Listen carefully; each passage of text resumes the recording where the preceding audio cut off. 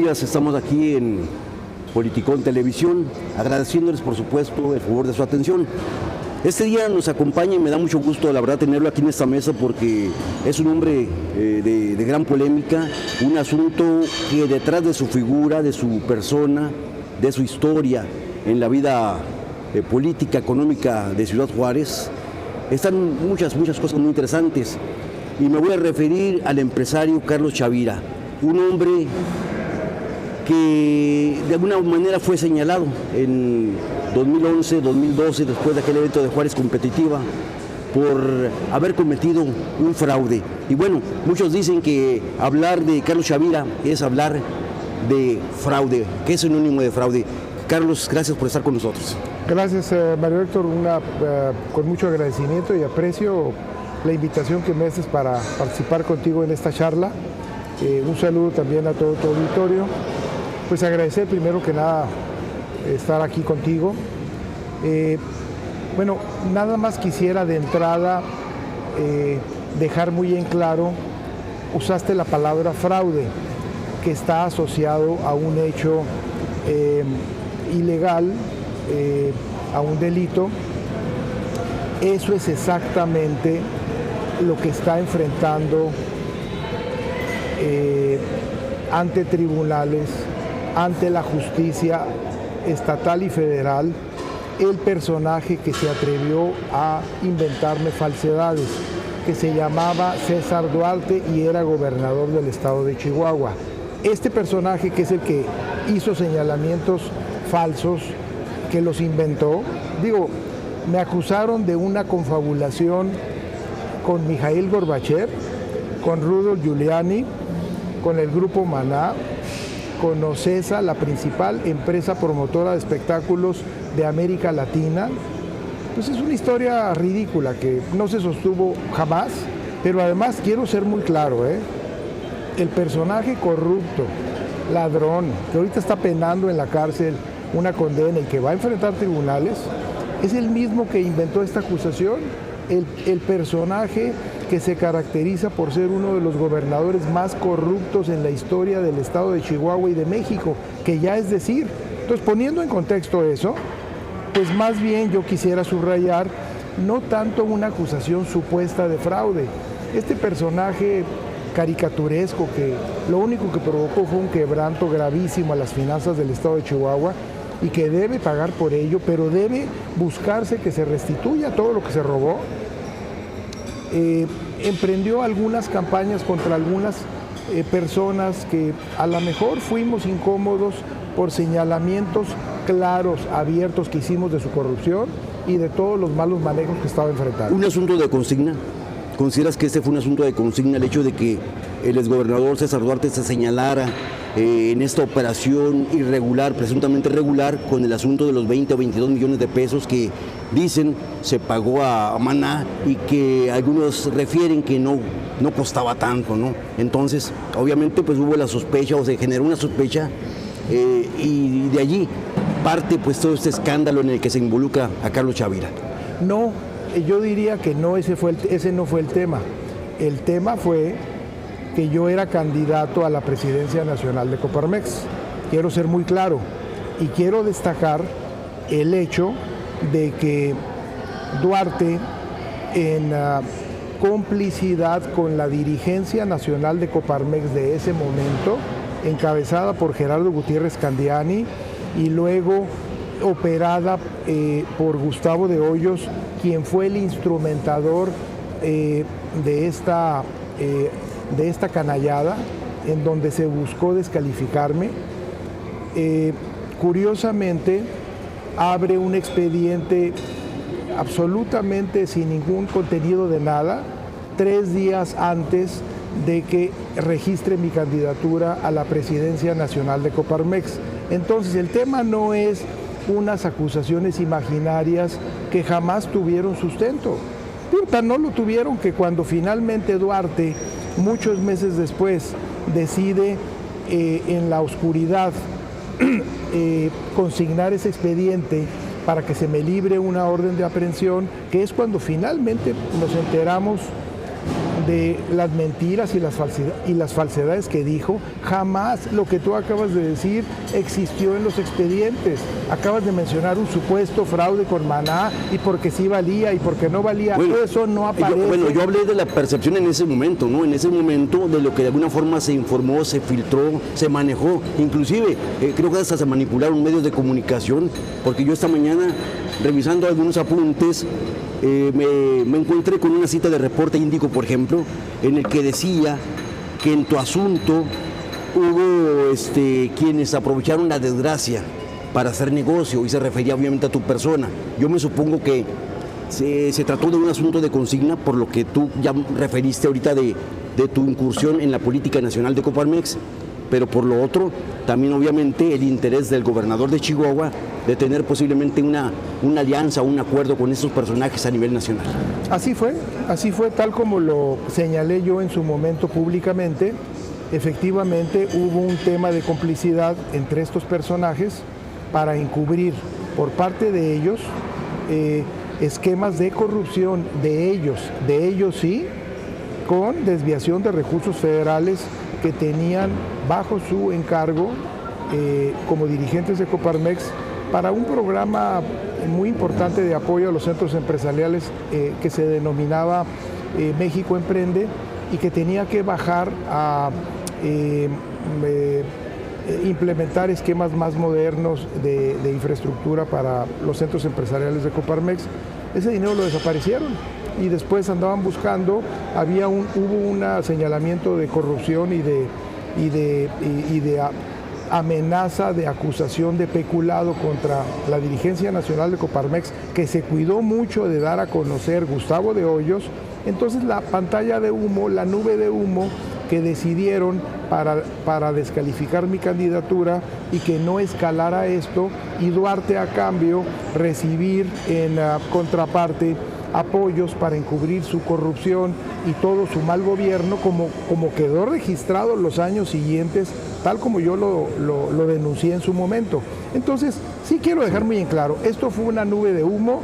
Los supuestos señalamientos públicos que Duarte hizo no existen en el expediente legal.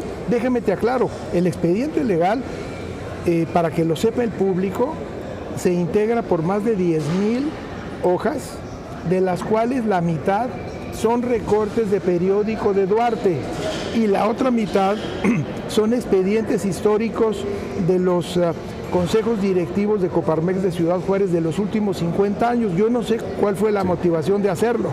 ¿Hubo persecución política realmente, o se trata de una perspectiva desde el punto de vista de Carlos Chavira como víctima de las circunstancias que se presentaron en ese momento? No, evidentemente es una persecución política muy grave, una de las más graves que haya enfrentado líder empresarial alguno en la historia de México, no de Juárez ni de Chihuahua, de México. Me llevó 10 años, me enfrenté a acusaciones de muerte, a amenazas de muerte de Duarte, a intento de extorsión. Me pidió que le diera 25 millones de pesos en efectivo en su despacho. La última vez que lo vi citado por él, el día viernes 14 de septiembre del año del 2012, me acuerdo perfecto, a las 12 del día. Entonces, el tema fue un tema de ver cómo me extorsionaba, cómo me evidenciaba en complicidad con la dirigencia de Coparmex, como si yo hubiera cometido algún delito. Déjame te aclaro algo. Ahorita mencionaste un reporte Índigo y de que había intereses para hacer negocios. Sí. Déjame te aclaro, porque además me llama mucho la atención. Nosotros presentamos como Juárez Competitiva y como Coparmex comprobaciones muy, muy claras desde entonces ante las instancias correspondientes. Una de ellas, el gobierno federal, que expidió de inmediato un finiquito a los recursos erogados, y que además subrayó que fue el evento más importante de promoción económica y de imagen que tuvo lugar en México en el año del 2011. Nadie más fuera de Duarte, con esas acusaciones mentirosas que ni siquiera se sustentaron, se hizo algún tipo de señalamiento. Pero además quiero subrayar, a ver, ahorita dice ese reporte Índigo que fue publicidad manejada por Duarte, hombre. dice que esto fue motivo de un negocio, pues seguramente fue muy mal negocio, porque de mi parte, de mi bolsillo, yo le metí 8 millones de pesos al financiamiento de Juárez Competitiva. Fui el empresario y la empresa que aportó más recursos a este magno evento. Entonces yo le puse de mi bolsillo, no solo no toqué un solo centavo de nada. En este caso hay muchos personajes que están involucrados y hablamos de personajes de altísimo nivel, como un Murillo Karam, por ejemplo, ex procurador general de la República, José Antonio Meade, que en ese tiempo me parece que fue canciller de México. Es correcto. Y bueno, estos personajes de alto nivel, de alto vuelo, en este proceso aliados o vinculados con el exgobernador de Chihuahua. Pues es un tema de complicidades, como lo hemos mencionado. Duarte está involucrado en conflictos de interés, en desviación de recursos públicos, en enriquecimiento inexplicable por parte de muchas instancias, y dentro de ellas se vincula esquemas de complicidad que tuvo a muy alto nivel, en donde diversas fuentes lo vinculan precisamente a negocios indebidos con el entonces secretario de Hacienda Luis Videgaray, con Aurelio Nuño, desde luego con Emilio Gamboa, con Beatriz Paredes y con muchos esquemas de cercanía con Jesús Murillo Karam y con José Antonio Meade. Entonces, pues si se ve ahorita a la distancia, que se comprueba que prácticamente la mayor parte de los señalamientos públicos que yo hice en ese momento se comprueban. Déjame aclarar una cosa. Las acusaciones absolutamente infundadas de Duarte se las echamos abajo en 2 meses. Después de que inició su expediente legal Patito, un juez federal dictaminó 2 meses después apenas, y se cerró el caso, que no había fundamento de ninguna acusación que motivara delito alguno. No existió jamás ninguna acusación de maná ni nada. Pero además, como yo lo dije públicamente y se lo dije a Duarte, bueno, pues si tú dices que hay un fraude, pues cita a Maná y cita a Ocesa y a todos los, y a Gorbachev. Gorbachev también aparece como indiciado de que él y yo nos pusimos de acuerdo para robarle a Duarte. Digo, es cómico. ¿Coincidencia o no? Yo no lo sé. Bueno, son las circunstancias que se presentan en este momento. Ya está en prisión, ya cayó César Duarte. Segundo, detienen hace unas semanas a Jesús Murillo Karam, ex procurador de la República. ¿Seguirán cayendo personajes de este nivel vinculados por cosas del destino con César Duarte? Pues es probable que tengan que enfrentar las responsabilidades en las que incurrieron. Digo, yo lo que puedo hablar es sobre lo que me tocó vivir, y fue un tema muy desafortunado. Quiero dejar en claro nuevamente, fue un tema armado, y además que contó también con la complicidad de algunos cuadros de Coparmex en el estado de Chihuahua y personajes locales, como fueron algunos expresidentes de Coparmex de Ciudad Juárez, que vergonzosamente se prestaron por razones de, no sé, de envidias, desavenencias, no lo sé. Eso me conlleva a referir otro asunto. El que está, o en el que tiene de alguna forma también presunta participación por ser el gobierno que siguió a César Duarte, el de Javier Corral, y el manejo obviamente también de la Fiscalía. ¿Hay negligencia y participación también de Javier Corral en este asunto tuyo?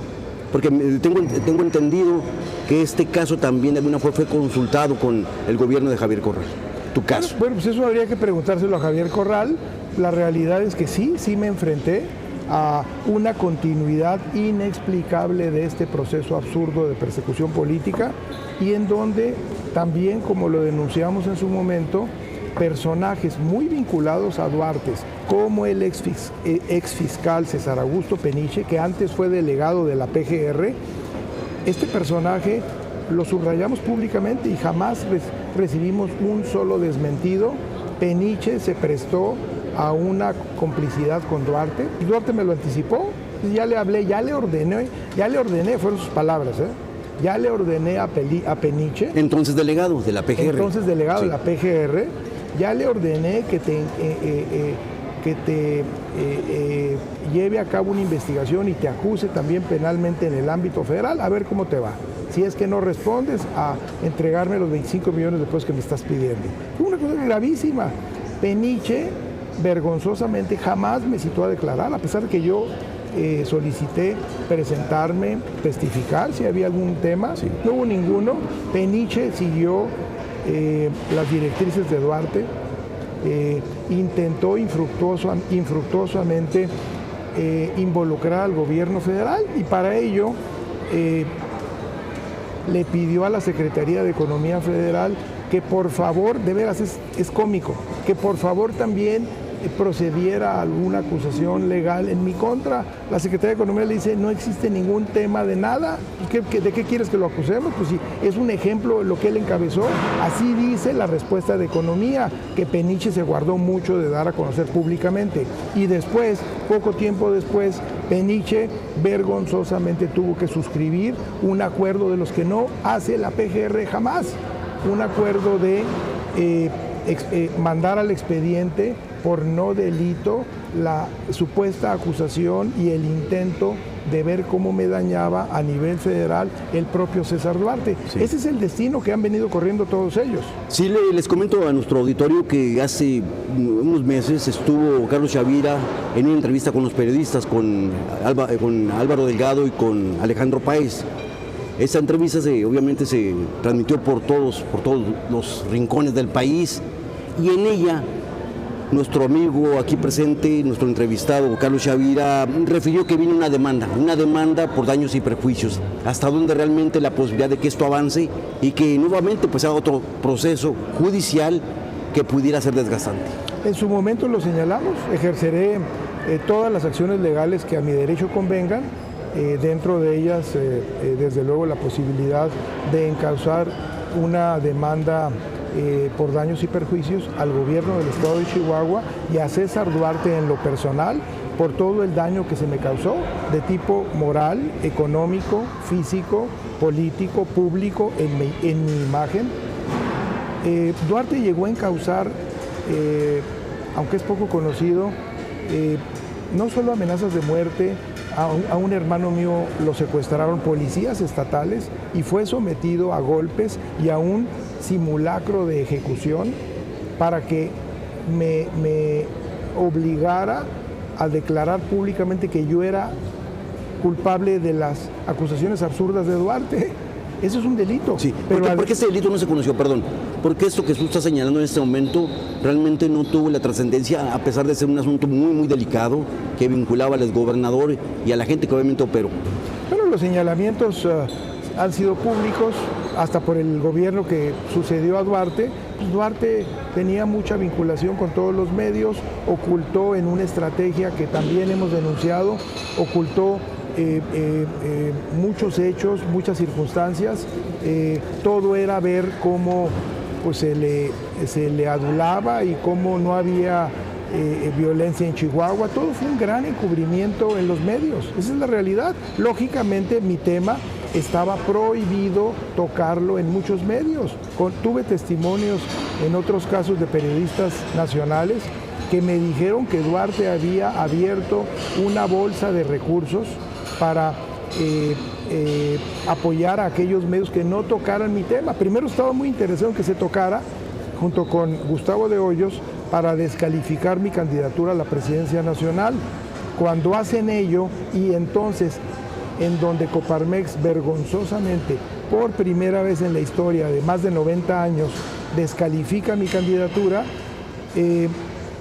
Duarte busca a toda costa que después ya no haya ruido, ya no haya olas, y después era vergonzante para él que le tocaran el tema. Pues lógicamente, si primero inventó una infamia para ver cómo me dañaba, no pudo llevar a cabo ninguna de las acciones legales que emprendió, incluida una petición de extradición que se atrevió a impulsar ilegalmente con Murillo Karam y con José Antonio Meade.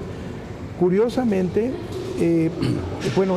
esta fue la primera extradición que había en mucho tiempo de un ciudadano chihuahuense. Él nunca imaginó que la segunda petición de extradición fue la de él, y esa sí se cumplió exitosamente, y la mía no se cumplió porque jamás hubo reconocimiento de ninguna falta ni delito. El gobierno de Chihuahua recibió un comunicado del gobierno de Estados Unidos que jamás contestaron, y esto ya fue en el periodo de Javier Corral, en donde le exige que pruebe alguna evidencia de que yo haya cometido alguna falta, lo cual jamás ocurrió. Y entonces pues tuvieron que guardárselas. Sí, ¿quieres decir que el exgobernador de Chihuahua pensó en su momento que tu caso se iba a convertir en la primera extradición o en el primer proceso de extradición de un chihuahuense a México, por supuesto, después de estar en Estados Unidos? Y curiosamente, pues las cosas se presentaron así. Realmente el primero fue el exgobernador de Chihuahua. ¿Cómo te cayó esa noticia después, obviamente, de su aprehensión y todo el proceso que se tuvo que esperar para que finalmente César Duarte fuera traído a Chihuahua? Pues simplemente confirmó todos los señalamientos que en mi caso fui uno de los primeros en destacarlo, en señalarlo de manera pública, cuando Duarte apenas iba en el primer año de su gobierno. Era un personaje muy poderoso y también, ya lo vimos, muy vengativo, muy rencoroso. Entonces, bueno, pues la falta, si tuviera yo alguna, habría sido destacar con la oportunidad y denunciar esa corrupción que luego se confirmó, y ese aviso de alerta en el que Coparmex Nacional, con estos personajes que menciono, jamás intervino ni metió las manos. No hay una sola descalificación pública de Coparmex Nacional, ni de ninguno de los presidentes de Coparmex que hubo en ese momento, especialmente de Ciudad Juárez, por denunciar la corrupción de Duarte, que llevó al Estado a un quebranto de sus finanzas y que es consecuencia de muchos de los problemas que ahorita enfrentamos, en donde no hay recursos, en donde no hay presupuesto para medicinas, para escuelas, para infraestructura. Ese es dinero que Duarte se robó y no hemos hecho nada. Se tiene que profundizar más en exigir que Duarte regrese todo lo que se robó y que pague las consecuencias legales a las que debe enfrentar. ¿No es suficiente la cárcel? Bueno, la cárcel, dicen algunos, que con algunos privilegios por el hecho de que está siendo atendido en hospitales y que se le pasa mucho tiempo en los hospitales y no en la prisión. ¿No es suficiente esto? Pues no sabría decirlo, eso lo tendrían que decidir los tribunales. Yo lo único que podría destacar es que el gobierno de Chihuahua creció de una manera gigantesca su deuda pública de 12,000 millones de pesos cuando Duarte empezó, a más de 55,000 millones de pesos cuando Duarte salió. No hay una sola obra pública de relevancia. Es un gobierno que gastó muchos miles de millones en ocultar la verdad, en tapar las cosas, en promover sin ningún fundamento a Duarte como un gran político, como un gran personaje, que simplemente hizo el ridículo en México al intentar convencer a mucha gente de que él tenía posibilidades de ser hasta candidato a la presidencia de la República. Puro sueño. Yo creo que lo engañaron sus padrinos en México, solo hizo el ridículo, pero hizo el ridículo con dinero de nosotros, que gastó por carretadas para sostener esa imagen falsa de un gobernante que no fue más que un tipo inepto, ignorante, corrupto, que no provocó ninguna obra de gobierno de importancia, ninguna. Juárez competitiva, conferencias, foros, conciertos. ¿Se puede repetir en un futuro esta iniciativa y cuál es el balance de todas las implicaciones con sus efectos económicos, sociales y políticos? Bueno, ¿cuál es el balance que hace Carlos Chavira? Mejor vamos a poner hipotéticamente, como yo lo decía públicamente cuando terminó Juárez competitiva, vamos a ponerlo en la balanza. Decía yo en ese resultado, decía, Juárez competitiva empezó en donde me tocó reunirme con algunos otros dirigentes empresariales, platicamos y decidimos que era necesario impulsar una iniciativa ciudadana muy importante para rescatar a Ciudad Juárez, para buscar que se recuperaran nuevamente los espacios públicos, que era necesario entonces, en ese momento, recaudar en menos de 10 meses como proyecto aproximadamente 15 millones de dólares de aquel tiempo, impulsar un vasto programa de imagen que se llevara a cabo durante 3 semanas, 12 horas diarias, con más de 350 eventos de tipo cultural, artístico, educativo, de que se rompiera un récord Guinness, de que invitáramos a personajes mundiales de la talla de Mikhail Gorbachev, que viniera el presidente de la República a dialogar, a inaugurar el evento y a dialogar con todos los sectores productivos para que buscáramos como objetivo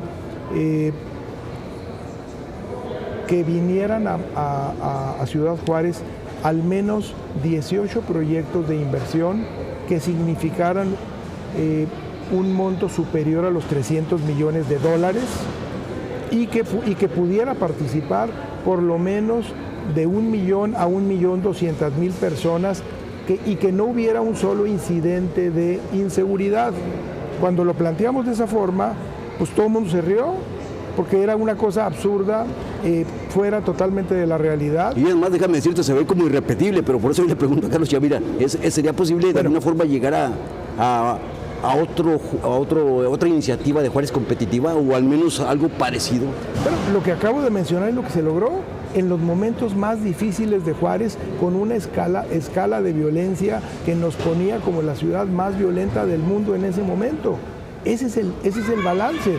Por lo tanto, si lo logramos hacer los juarenses, no fui yo encabecé un esfuerzo, no fueron todos los juarenses. Juárez Competitiva contó con la presencia de más de 250.000 voluntarios y logró involucrar a 1.300.000 personas que ocuparon todos los espacios públicos, que invadieron las calles, que participaron en un gran esfuerzo por volver a recuperar la tranquilidad social y el espacio público. Eso es lo que se logró y es lo mismo que se tiene que hacer ahora. Sí, yo no sé si Carlos Chavira o fue panista o fue militante o simpatizante del PAN por ser presidente de una organización como Coparmex, que de alguna forma es propanista, como quiera que se le vea, siempre se ha identificado a Coparmex como un órgano afiliado o de alguna forma perteneciente, obviamente, o simpatizante con las causas del Partido Acción Nacional. Yo no sé si Carlos fue panista, si fue priista, pero hoy nos topamos con la noticia de que Carlos Chavira es consejero nacional del partido del Movimiento de Regeneración Nacional. Platícanos un poquito de esto, porque sí, la verdad nos sorprendió a muchos que ya aparecieras en la lista de los consejeros nacionales de Morena, y esto pues fue hace apenas unos días. Bueno, en primer lugar, yo no tuve como dirigente empresarial una sola participación en partido político alguno. Digamos apartidista, tu persona como presidente de Coparmex en ese momento. Absolutamente, fui invitado, me tocaron varias campañas de gobernador, fui invitado a ellas para que aportara puntos de vista y manifestar alguna simpatía. Jamás lo hice, fui muy cuidadoso y he subrayado dentro de mis resultados, lo cual me hace sentir muy bien, que tuve señalamientos de priistas de que yo era panista y de panistas de que yo era priista. Entonces, bueno, pues eso creo que pone las cosas en su justa dimensión. Fuimos muy cuidadosos de no involucrar para nada una colaboración o participación en un partido político, a diferencia de muchos de mis antecesores que han sido públicamente pues participantes, y algunos de ellos veletas, de que tocan base. ¿Por qué ahora Morena? ¿Por qué ahora Morena? Bueno, déjame te manifiesto, te pongo en contexto que primero, muchos de los señalamientos que yo hice hace 10 años o 12 años contra la corrupción, contra la impunidad, contra el abuso de poder de César Duarte y todo el daño que le causó a Chihuahua, son señalamientos que luego adquieren una gran vigencia en el gobierno actual, pero que además tienen que ver, en este caso en particular, con una invitación que recibo y una posibilidad de colaborar con otros paisanos míos. Se me invita a participar en el proceso de mexicanos en el exterior, es decir, aquellos que vivimos o hemos tenido actividad fuera de México. Yo soy uno de ellos por razones naturales, tengo relaciones comerciales fuera de México desde hace más de 30 años. Entonces, recibo esta invitación, coincido en que hay una serie de señalamientos que se han venido impulsando de una manera muy importante. Un tema poco común, el presidente de la República es contemporáneo mío, fuimos compañeros de generación en la universidad. Es un tema poco conocido somos de la misma generación, entramos a la misma escuela, a la misma carrera universitaria. ¿El presidente Andrés Manuel López Obrador? Sí. Sí, él es de la generación 74-75, igual que yo, que un servidor. Entonces, primero hay esa coincidencia, ¿no? Y segundo, bueno, pues hemos colaborado en términos de visión, en términos de circunstancias que tienen que cambiar en el país, que las venimos denunciando desde entonces, no es nada reciente. Y luego tenemos hasta adversarios o gente que ha estado en mi contra, Gustavo de Hoyos, que fue un personaje muy relevante en mi persecución hace 2 y que sigue siéndolo en estos momentos. Siendo todavía, sí. Tú lo subrayaste en tu intervención en Palacio Nacional hace algunos meses, en donde pusiste en claro, de una manera muy clara, muy bien documentada, cómo hay una coincidencia de esos personajes en un caso y en el otro. Bueno, pues hay muchas coincidencias que a mí me acercan, que a mí me hacen ver, también como empresario, que hay un menor nivel de impunidad, que está habiendo ya la posibilidad de que grandes corporativos que evadían impuestos y que tenían esquemas de complicidad con las autoridades, ahora lo hagan. Se ha fortalecido la hacienda pública. México tiene ahorita uno de los niveles de recaudación más elevados del mundo. Ha habido una estabilidad en el tipo de cambio, ha habido un crecimiento real en las tasas de empleo. México es ahorita el destino más importante de capitales extranjeros en el efecto de nearshoring, en donde muchas inversiones de Asia, principalmente de China, se están regresando a México, especialmente a la frontera norte, para restablecer sus cadenas de suministro. Entonces, México vive una situación importante que no se ha destacado. Hay toda una campaña de desinformación de muchos intereses que vivían y que saqueaban al país y participaban ventajosamente de las rentas públicas, que ahora no están dispuestos a ceder. Bueno, en ese contexto yo considero importante mi participación en el proceso de Mexicanos en el Exterior. Logro ser uno de los más votados en todo Estados Unidos y luego adquiero la condición de congresista de Mexicanos en el Exterior. Como consecuencia,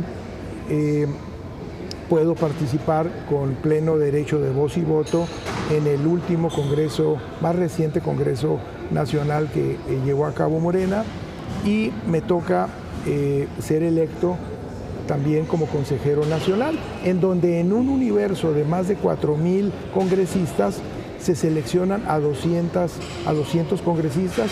Esa es la relevancia. Creo que nos da oportunidad a todos los que fuimos seleccionados, electos, entre ellos un grupo importante de chihuahuenses, que mucho respeto, para poder tener la posibilidad de sumar fuerzas, de impulsar agendas que beneficien a la ciudad, al Estado y al país. Sí, eso en lo político. En lo económico, ¿qué viene para Carlos Chavira? Y no sé si todavía tenga la idea de aglutinar, de liderar un grupo de empresarios en México, obviamente para cambiar las estructuras de cómo se han manejado los organismos del sector privado a nivel nacional. No me refiero no localmente, sino en todo el país. Completamente de acuerdo. Sí. Ese es un proyecto que seguimos impulsando, que lo vamos a impulsar en mayor medida en todo el país, y que consiste en la creación de un nuevo organismo empresarial a nivel nacional que va a agrupar a una parte muy importante de los 5 millones de pequeños y medianos empresarios que constituimos el grueso de la actividad económica de México, que significamos el 85% del empleo, el 92% del Producto Interno Bruto, y que nos vamos a impulsar que todos estos 5 millones de empresarios tengan voz, que puedan participar ventajosamente en amplios proyectos de inversión, de generación de empleo, de oportunidades que hasta la fecha, en muchos casos, solamente le son reservadas a los mismos de siempre, a un pequeño grupo que es el que se beneficia. Entonces, ese es el tema, ese es el proyecto, con mucha mayor fuerza lo vamos a impulsar ahora, y vamos a vincularnos en ejes transversales con empresarios mexicanos en Estados Unidos y Canadá para detonar esquemas de participación, de inversión, de actividad económica mucho más intensos que el país no tiene. Hay mucho que hacer. Todo lo que logramos avanzar en las iniciativas que nos tocó participar y encabezar, lo vamos a refrendar, lo vamos a impulsar ahora en México, en el contexto del impulso de este nuevo organismo empresarial. Vamos a participar ampliamente en la agenda pública nacional y yo creo que hay muchos temas que hay que hacer y quiero subrayar desde ya una invitación a todos los empresarios que me están escuchando de Ciudad Juárez, del estado de Chihuahua, de México y de Estados Unidos a que nos sumemos. Les vamos a plantear esquemas de vinculación y de contacto muy próximas y desde luego vamos a participar nuevamente en todo lo que esté a nuestro alcance que ayude a que salga adelante nuestro país. Bueno, pues yo creo que todo está dicho con respecto a Carlos Chavira de una manera sucinta en relación con todo lo que ha sucedido en estos últimos 10, 11, 12 años y pues no me resta más que agradecerle su participación en Politicón TV y a ustedes también, por supuesto, por el favor de su atención. Hasta la próxima edición, la próxima semana. Gracias.